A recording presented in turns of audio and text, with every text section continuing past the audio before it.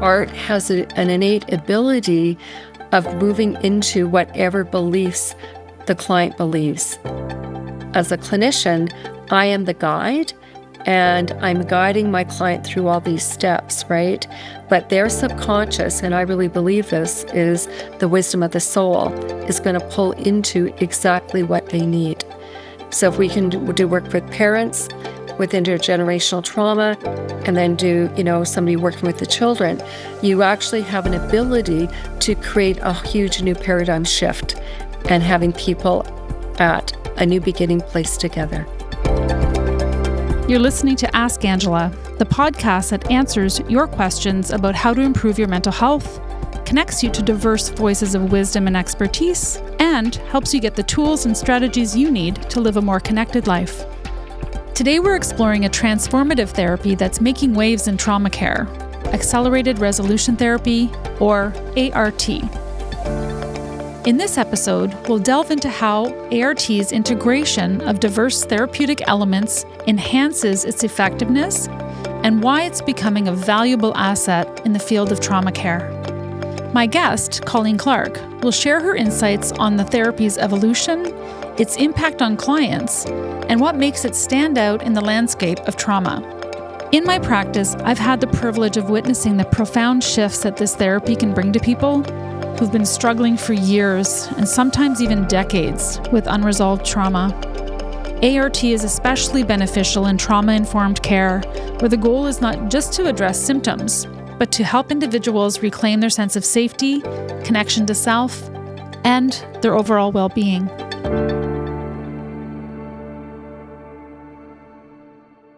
Hi, Colleen. Hi, Angela. Hi, it's so nice to have you here with me today. And I'm so excited to talk to you a little bit about accelerated resolution therapy. And I just wondered if you wanted to start by telling us a little bit about yourself and what led you to using art in your practice. I'm a clinical social worker and obviously a clinical art specialist. And now I've been training art for probably about 9 years now. And I've trained over 2,000 therapists across Canada and actually the States also in California. But what was interesting for me, my background is I'm known for my work in complex trauma, and I'm also known for working with what I would call operational stress injury. So with military, RCMP, police, fire, so basically a lot of the service members. So that's been my background for a very, very long time. I've been in private practice since about 1992, I guess. And so how I got connected to accelerated resolution therapy, which I think is kind of interesting. So I was working at the Care West Operational Stress Injury Clinic here in Calgary. There's about 10, 15, well, probably about 14 clinics now nationally that they're funded with National Defense, with FAC, and they service the military and the RCMP. So they're known as centers of excellence for first responders, specific population, military, RCMP. So when I came to the clinic probably 14 years ago, 2011, and I just actually had come down from working up in Edmonton on the major base up in Edmonton, with a lot of the members coming back from Afghanistan. So when I joined the clinic at that time, there was probably nine of us. So that included psychiatry, that included clinical social work, psychologists, and a couple of nurses. And when I got to the clinic, my background, like I said, is working with complex trauma, but also working with first responders. And one of the questions that we'd be talking about, how come it takes people so long to get through therapy? And quite often, they wouldn't be completed their work. They would have to come back or whatever. So always being that curious person, because I taught at the University of Calgary for about 25 years as a sessional, and very curious, and I am EMDR trained and became trained in EMDR by Dr. Francine Shapiro. That was back in 1991 in New York. I did my training with her. And always wanting to look at best practice. And I was also at a point in my career what I was looking at was somatic processing, because we know that the body keeps score. So ironically, there was an article from the head psychiatrist down in Ottawa who sent to our clinical director at that time, Dr. Stephen Boucher, this article about this new emerging therapy called accelerated resolution therapy. So always being the academic, always wanting to look for best practice, I was reading the article and it really got my attention because it described art as it's got eye movement, so I get that. EMDR's got the bilateral stimulations, but it really got my attention because it's working bottom up in that part of our brain called the amygdala, the limbic system, and working subconsciously in the right side of the brain. So reading the article, I connected with some of my colleagues. I said, so what do you think? Does this look interesting? Yeah, it looks pretty interesting. And I used to be a child welfare investigator here in Calgary and very curious all the time. I wanted to find out who created accelerated resolution therapy. So I tracked down Lainey Rosenzweig, who's down in Hartford, Connecticut. And as I was mentioning to us, I just got back from visiting her on the weekend, which is cool. So I tracked Lainey down, Hartford, Connecticut, and I wanted to know when there was going to be a training in the basic art. So it just happened to be in Florida. I'm very, what I would say, kind of guided, call it spiritual or believing in timing. The training was going to be in Florida when I was going to be down in Florida. Had never been to Florida before in my life. It was literally 2 blocks from where I was staying. So I went to my manager and I said, I'm going on vacation. She said, yeah, I know that. But I'm going to go and do this basic training called with this accelerated resolution therapy. And basically, she said, really do whatever you want to do. It's your vacation, your time, and your money. So signed up for the training. And probably within the first 30 minutes, Angela, I went, I think this is it. And I just knew that. And I met with Lainey. Obviously, we really connected. And I said, I really need to bring this up to Canada. So we really went through a process about, okay, what that could look like. So when I got back to the clinic, I met with my manager at that time. And I said, is there any way I could do a pilot project? Art at that time was not evidence-based, but it is evidence-based now, probably for about going on 9 years. And we had to get a lot of permission through, upper chains about doing art as a pilot project. So, but I did. I was able to get that permission, and I did all my pre-post testings about anxiety, depression, PTSD, and everything. And I had 23 of my clients on my caseload at that time who had done all these other different therapies like prolonged exposure that are evidence-based, EMDR, CPT, et cetera, and I'm trained in all of them also. And what happened within 8 art sessions, so that included the complex trauma, because quite often as human beings, we all carry stuff, right? And also with their operational stress injury, they were all doing their work. So what happened, clients talk, and it became this whole thing about how come so-and-so gets this therapy, I don't. I go to my manager in between sessions, I say, Marnie, you won't believe what I'm seeing. This is amazing. And my colleagues at lunchtime would be saying, what are you doing in your office, Colleen? There's laughter and trauma's not funny. And I said, well, it's this art thing. So all my pre-post testing, my pilot project was very successful. Actually, I presented it at Kimber, which is the Canadian Institute of Military Veterans Research at Queen's, at one of the conferences. And we brought Lainey up to train the rest of the team in Calgary. So that was probably about 11 years ago, what I'd be looking at now. And so then I went back down to the States, became trained in advanced art. And then I was invited to go back down at that time. I think there was 4 or 5 of us. Dr. Charles Hogue also was included with that. He's the head psychiatrist down at Walter Reed to become a trainer. So that's how basically art got introduced to Canada. Can you briefly explain what art is and how it differs from other therapeutic approaches? So what I can say is if people want to go to www.acceleratedresolutiontherapy.com, the main website, that actually you can pull into, that's Lainey's company's website, the RCRR website. There's actually specific information about how you can actually sign in to get more information. She does a webcast once a month about art, but there's lots of articles about what art is, what the differences of art is from, let's say, EMDR. She's done an article about that. Dr. Charles Hogue, he's done a lovely combination with that.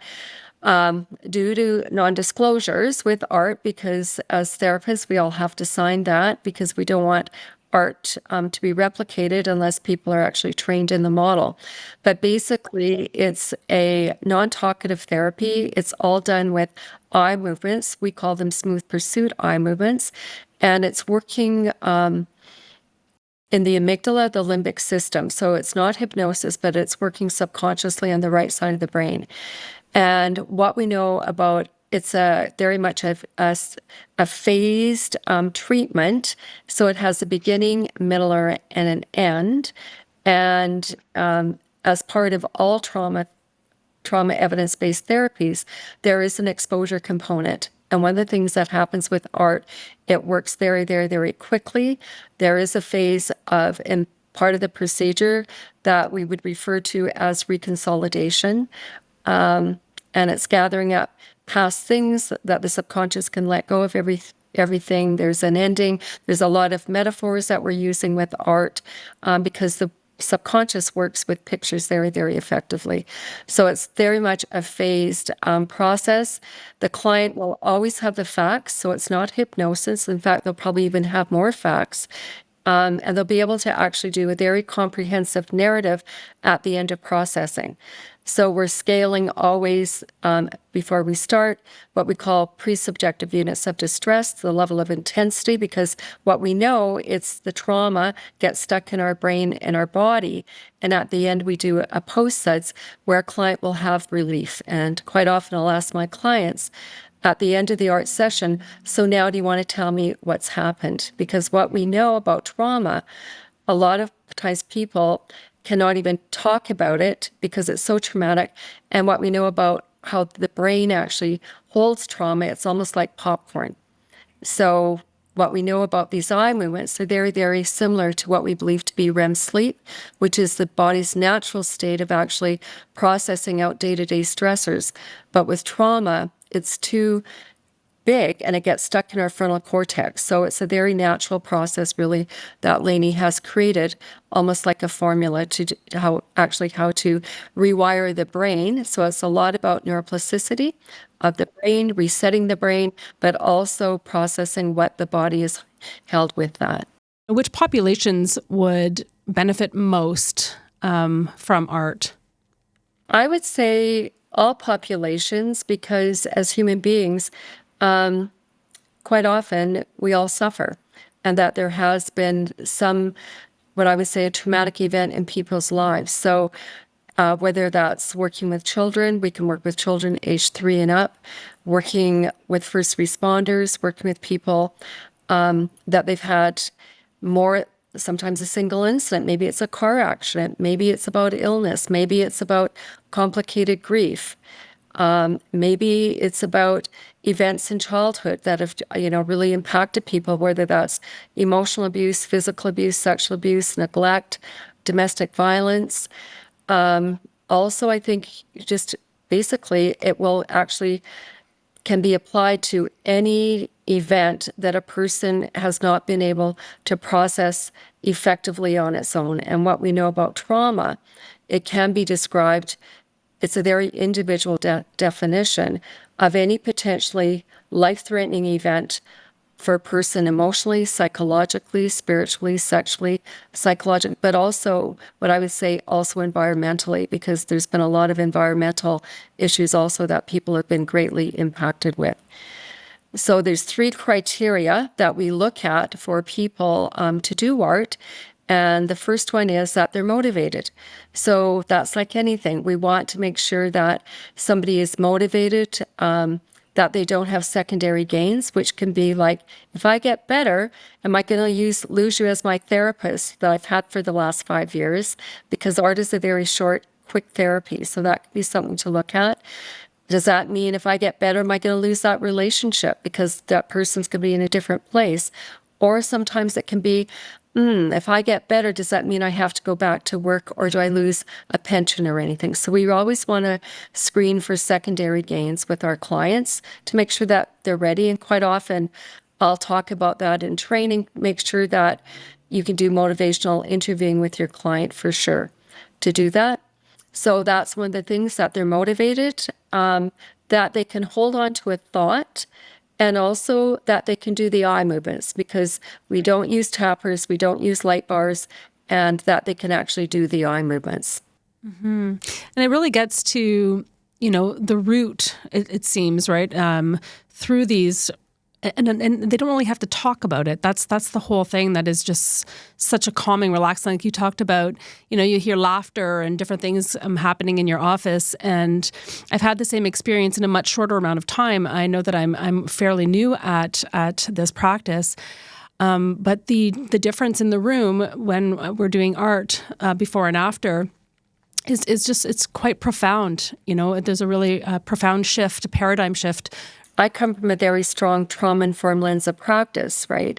So part of my work that I do with clients before I'm even doing art, and that's why I wrote my book called Compassion, the Soulful Art of Healing Trauma, is to give my clients information about what trauma-informed care is and practice. Because a lot of the times clients have been labeled, or that they see themselves as untreatable, or they have not been successful. So it's really important, from my perspective, to give them that psychoeducation about what really is going on with trauma, what goes in from a neurobiological level in the brain, but also in the body. And once I start explaining that, it makes clients feel, oh, I should have these symptoms of anxiety, depression, etc., addictions, or avoidant behavior. And what we're looking always as a trauma therapist, what is the root cause? When did this first happen? Because I think from a clinical perspective, the paradigm shift is quite often in the mental health field, people have been treating the symptoms instead of what the root cause is. Absolutely. So, and when you talk about seeing that shift within your client, you're going to see it very, very, very quickly, and that there is a physiological shift, that things become a lot lighter very, very quickly. And I just worked with a woman actually before coming on who did her whole probably about 20 years of feeling overwhelmed with a whole bunch of issues. She was a 9 out of 10. She just left at a 1 out of 10, and just feeling such a sense of relief and positive. So things happen, and as a therapist, you're going to see that shift right in front of your eyes. So it's quite incredible how things happen. I will let my clients know, though, before we start art, that it's important to let them know, though, if they're going to court, that you want to make sure that they're going to talk to their lawyer about that, because what can happen is they will have the facts, but they will not have an emotional response with that. So that's really important as a cautionary note, just to make sure that you let your clients know about that potential too. Yeah. And going back to your book, Compassion, I mean, the group that you're coming to train here, they've all purchased it, of course, to read it. And I have found it really helpful as a clinician to sort of guide in the way, with the psychotherapy, with the psychoeducation, and just even the way that I've created my note for my template to take like during an art session. It's been so valuable, and so. Yeah, it's been. I didn't even think that. It just made the transition into this so much easier for me. To be honest, I'm so grateful for it. Thank you. Well, you're welcome. And that was the question from the clinicians all the time, because when I got back to the clinic after I did my training with art.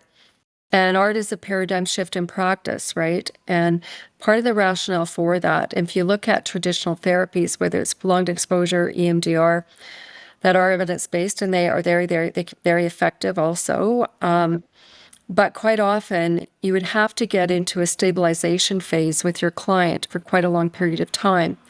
And it might be even sometimes up to 6 months, right? And what can happen if they're learning grounding techniques or mindfulness or different activities? There's a siren going by us right now, sorry. It's okay. What can happen is they can't get into doing the trauma work. So what came for me when I got back to the clinic, and the paradigm shift is, if we're working in the amygdala, the limbic system bottom up, and if we can reset that amygdala to become responsive versus reactive, that means that we can get into doing trauma therapy very, very quickly, instead of waiting those 6 months or whatever that time period potentially can be. So part of my rationale why I wrote my book is I was always asked, Colleen, what do you do before you do art? So what I've done is, from a very comprehensive best practice, what we know about as trauma therapists that we need to ensure is in place with our client, I've actually created what I do before I do art, with all the things that we'd be looking about: avoidance cognitions, about identifying potentially themes, psychoeducation for our client, and also to help the therapist really create that assessment piece that as clinicians that we all need to do an assessment. So art is a powerful tool from my perspective. Change happens fast, but also as a clinician, ethically, from my perspective, we are required to do assessments. So that's my rationale why I did write my book. Yeah, and I think it's, we talk about it happening very quickly, but there is also the responsibility of us as clinicians to do that assessment. And so, saying it happens in 2 to 5 sessions, that it's very contingent upon the client-therapist relationship and what the client's unique needs are, really. And right, so part of because one of the questions that I talk about in the training, because what we know is the therapeutic alliance is the number one predictor potentially of success working with our clients. So how can that happen with art very quickly, and maybe through odd sessions or whatever the client needs? Well, there's a component, I know that you're aware of this, Angela, with your experience now too. It's called attunement. So when I'm doing art with my clients, I am totally watching exactly what's going on with my client's eye movements. So that's why we don't use light bars or tapping. If my client is seen that event, and their eyes stop, I'm moving my hand in and moving back and then processing with them. So as we know from attunement with research with attachment, is part of that, developing that secure relationship. So that's how that happens very, very quickly with art, from my experience. The other thing to talk about, very, I think, important for clinicians, you're not going to not do what you would typically do as a therapist. I think, to me, that's an important component. The paradigm shift is you're going to get into doing the processing very quickly, because if we can reset that amygdala to be responsive instead of reactive, process out that trauma, it's now put in long-term memory in the frontal cortex. What I find is important, I will tell my client before I'm starting art, though, change happens fast, and I will acknowledge with them that whatever coping strategies that they've had has maintained their safety, whatever that is for them. But also that can be a sense of, whoa, now there's this new space. What am I going to put in here?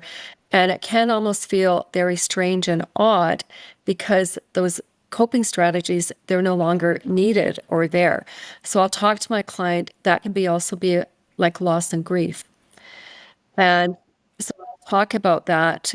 But what I'll also talk about my client, and part of my assessment piece is I will get into identifying specific kind of like areas that we're going to be working on with my client, like potential themes like neglect, domestic violence. Let's say if you're working first responders, maybe homicide, different kind of categories. And I'll process maybe one category, and typically you might only have to do one art session with one category potentially. Then I will do psychoeducation about the event, the impact, let's say sexual abuse has on development as adults or whatever.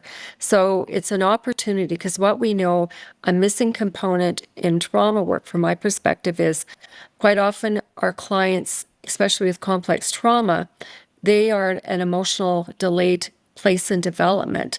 And once we can actually move them into their current age of functioning, they can then take in new information, because that amygdala is not driving the bus. The frontal cortex now can grab that new information. Then all of a sudden, your client can start saying, wow, I never knew that before, right? So that they can actually take it and they can actually be at a chronological, but also at a developmental age at the same time and place. So I find that psychoeducation is beyond a critical component. And quite often what I'll do at the end of processing with my client, even with my client today, we had conversations about self-compassion. So then I'll move into more skill building. Okay, let's now talk about mindfulness, self-compassion as an important skill and tool that you can move forward, which is part of that attunement component that your clients, because quite often they never knew they had needs or how to meet their needs in a healthy way. Right. And it opens up that space now for them to even consider something new. Like you said, it just peels away, a layer that was covering so much potential in a way. For sure. And I think it's important that clients just don't feel better, but actually, like I said, they are reset. Their brain is rewired, the body is reset, and it's gone, it's done. And it doesn't come back, is my experience. And I've done probably, I know, over 8,000 art sessions myself. It generalizes, and it's people get to live a very healthy life now.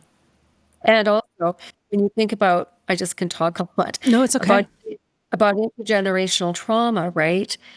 It is a beautiful way if we can work with the parents, right, to move their intergenerational. And I know it doesn't matter what kind of culture, population that people have been experiencing.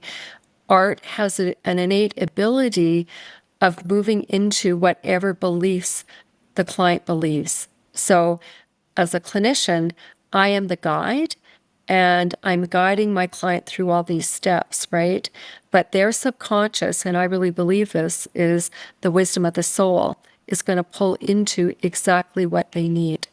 So if we can do work with parents, with intergenerational trauma, and then do, somebody working with the children, you actually have an ability to create a huge new paradigm shift and having people at a new beginning place together. Do you work with couples, Colleen? What I've done with couples, I would refer them to emotionally focused couple therapy, because I believe that the attachment component, but I have worked with couples individually about processing their own individual trauma, and then they are reset to go into a new world together because they're at an equal place to do emotionally couple focused therapy. So I was going to ask you about how, that sort of, you talked about self-compassion and some self-care. How do you encourage people to rest or recharge after a session? Yeah. So I always tell my clients, the brain is going to be busy for about 24, 36 hours, because if you think about it, it's almost like a computer processor. So the brain is creating all these new neural pathways. I will let them know that they might dream more because we've activated REM sleep by the eye movements. So if they do, just be aware of that. And that if something else comes up, because the way I see trauma, it's almost like a metaphor of a riverbed. Once we move one of that trauma rocks, something else the subconscious might pull up and to get them to write it down. I do let clients know to notice the differences, because quite often what can happen, all of a sudden they're in Costco and they haven't maybe been in a Costco for years, or they're doing things that they don't even think about because it's off them. Also to let their partner, just to let them know, do they notice a difference, right, within their partner or whatever. To drink lots of water, because we processed out all the toxins also from that component. I'll let them know that they might be tired, and just to sort of let themselves let it be. And like, and write down. Sometimes I'll say, if you feel like journaling and just sort of do a reflection piece, I think that can be important. I come from a very strong, place of spirituality, in that really supporting people getting into more that mindfulness with the senses, like go for walks in nature.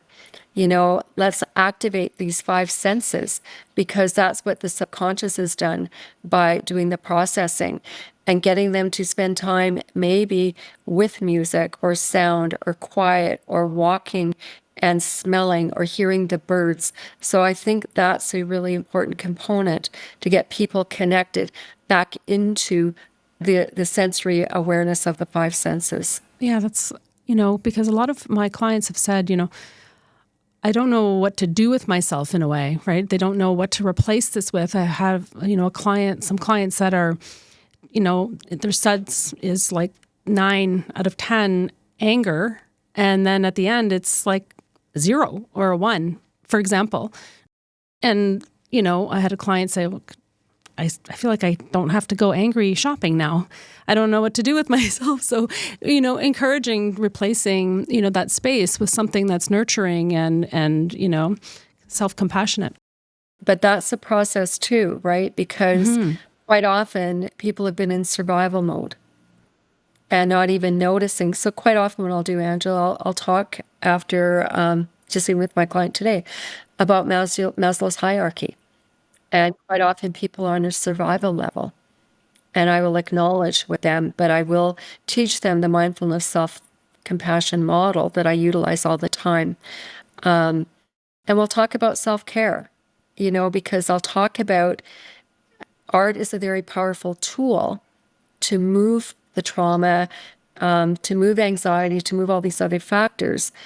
But then what are you going to do in that space, right? And talking about even self-care, but also identifying, quite often clients don't even know that they have needs. So we'll talk about needs. And what are we've got our basic needs, but actually moving up to Maslow's hierarchy of needs, right? And getting to them to identify through the mindfulness self-compassion, which is basically a formula about identifying what you're feeling in your body, what your thoughts are, and identifying, what you need through that process. And then looking at, okay, how can you meet your needs? So it's a real teaching opportunity as a clinician to take your client through the mindfulness self-compassion. And the work I've done is with Dr. Chris Gurma. Like I said, I did my training in Ireland probably about 9 years ago with him, and it's probably one of the most profound trainings about how to support people getting their needs met that have never had it or didn't even know they had needs, right? And, and I think I'll talk about you can't get to this cart first until you do the trauma work, right? You can't how can you be compassionate with yourself when you're going to be told potentially that you're just being narcissist or self-engaging, but it's not that at all. It's identifying we all have unmet needs, and I'll talk about we all suffer as human beings. That's a commonality that we all do share. Doesn't matter where we live, what our race is, our culture, and how we can join with our suffering in a compassionate way instead of a destructive way. And I think that's a huge component that I do a lot of teaching about. I'm really looking forward to seeing you again in August for my advanced training.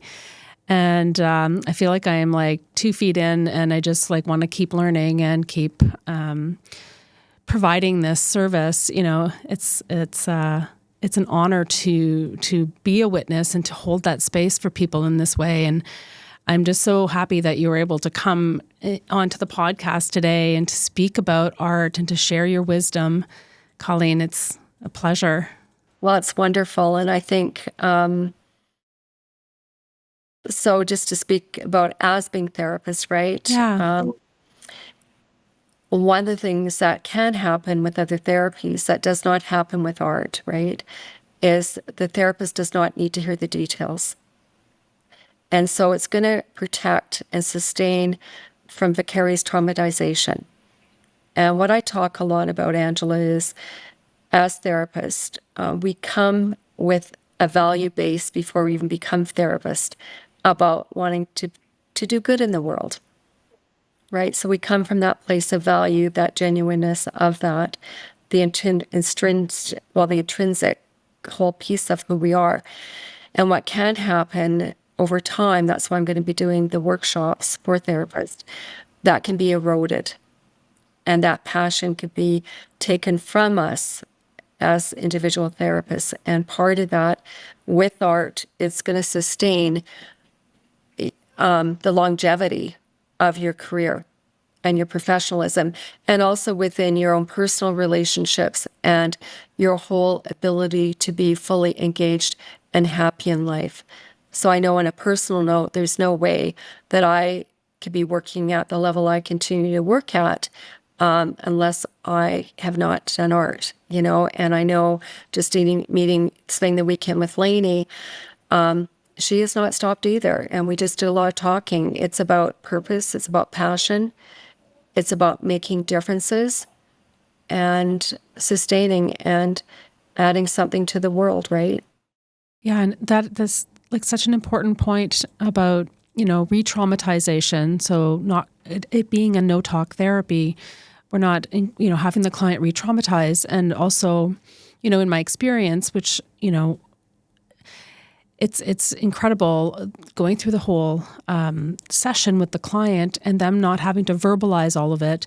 And at the end, they do tell you the story in a kind of a matter-of-fact way where the emotion, is not as attached, and the vicarious trauma. I'm also a registered nurse, and I've seen a lot of things over my 25 years as an RN, and it's I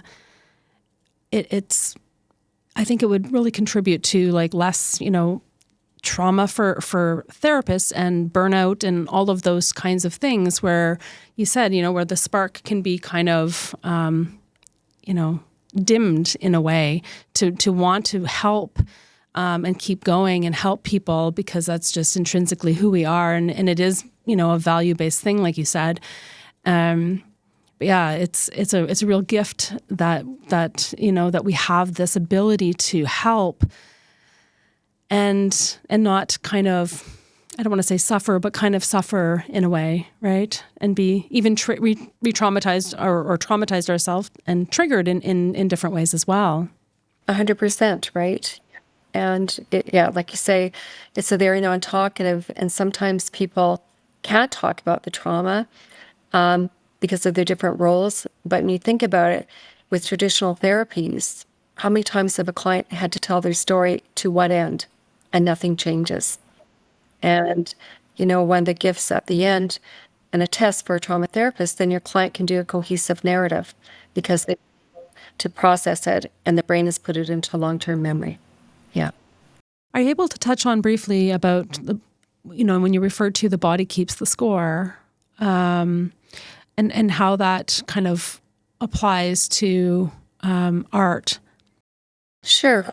Well, I think if you think of I'm thinking of Porges, the polyvagal theory and everything like that.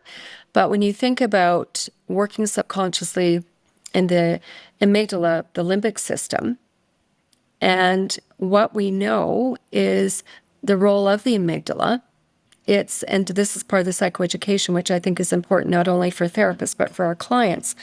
And what the role of basically the amygdala, it's the scanner to scan our environment, right, for danger. And how the amygdala gets triggered is through our five senses about what we see, what we hear, what we smell, what we taste, or what we touch, right? And we hold on to that, and it stays within us, right? And a lot of the times, I think people with some conditions, whether it's some of the diseases, like I'm just thinking of fibromyalgia or whatever, right? We hold on to stress, and stress is within our body, and we get adrenaline, we get cortisol, we get all those kind of factors, right? So by talking about what is going on, I think, within the body, art has an ability of processing. So there's an ability not only to processing out the trauma, but to release the somatic component at the same time. And it does it very, very effectively and very, very safely with the client. Even if your client, what I would be calling, have an abreaction, a very strong emotional response. In art, we just call it a strong emotion, right? And that we know how to work with that so your client can actually get through things and to process exactly what they've had to hold on to in their body very, very safely. Yeah, so there's a duality, and that's what really got my attention with art, because I was looking at taking Haikomi, I was looking at Peter Levine's work, because for me, one of the missing components was the somatic piece, because that's what we hold on to, right? And that's where we get triggered, is through those 5 senses, right? Something might have happened years ago to us, but if something, our amygdala is going to connect with something, right? It's not our conscious thinking part of our brain. It's going to have an activation. All of a sudden, people having a response that is huge based on something that might be a feather blowing in front of them. Do you know what I'm saying? Yeah.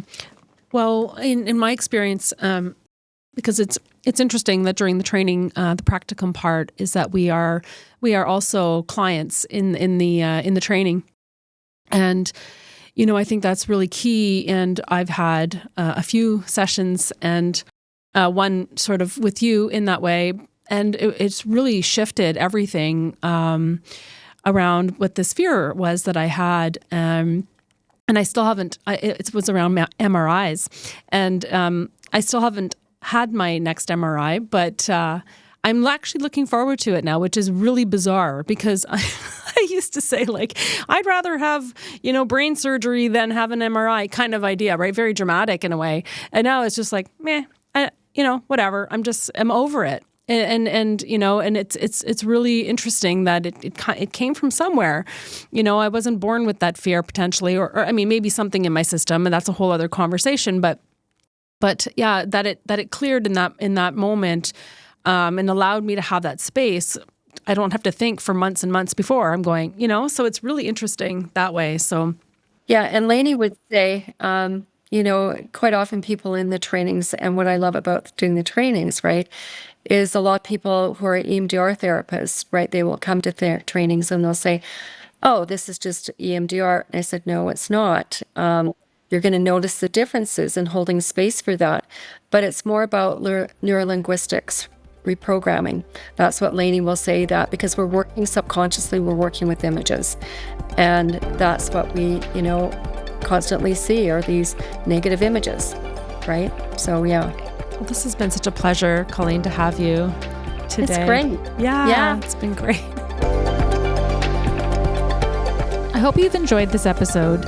If you'd like to learn more or find out about services or groups that I offer, you can go to my website, therootedheart.ca. You can find this podcast on my YouTube channel at The Rooted Heart, and they're also available on Apple and Spotify.